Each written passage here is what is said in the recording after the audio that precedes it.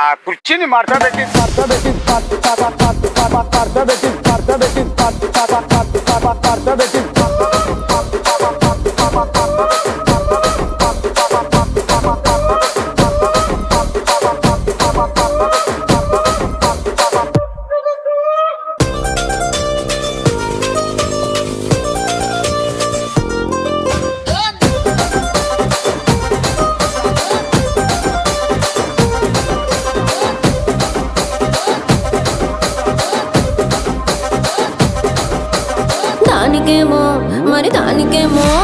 దానికేమో మేకలిస్తివి, మరి నాకేమో సన్న బియ్యం నువ్వు కలిస్తివి.